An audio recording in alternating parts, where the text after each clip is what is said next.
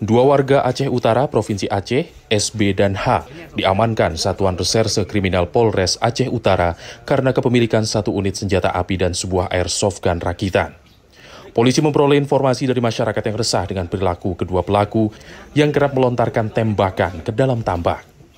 Petugas pun meringkus keduanya pada 19 Mei lalu di Desa Lok Iboh, Kecamatan Baktia Barat, Aceh Utara dengan barang bukti senjata yang dibawa.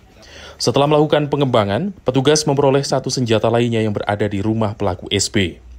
Kasat Reskrim Polres Aceh Utara AKP Agus Riwanto Diputra, Selasa, menyebut dari hasil penyelidikan, kedua pelaku mengaku memperoleh senjata sejak 2 tahun lalu dari salah seorang kelompok kriminal bersenjata atau KKB bernama Abu Razak yang telah tewas.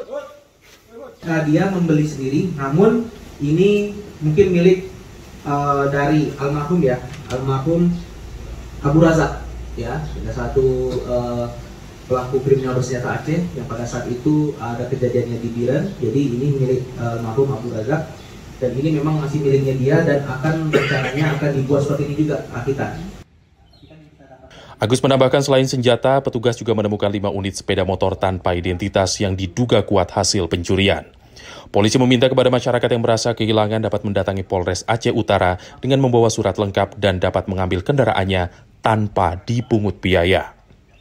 Pelaku diancam hukuman mati atau 20 tahun penjara sesuai Undang-Undang Darurat Nomor 12 Tahun 1951 tentang penggunaan senjata api secara ilegal. Petugas juga masih memburu pelaku B, warga Kabupaten Aceh Timur yang diketahui berperan sebagai perakit senjata dan memiliki 1 unit pistol lain.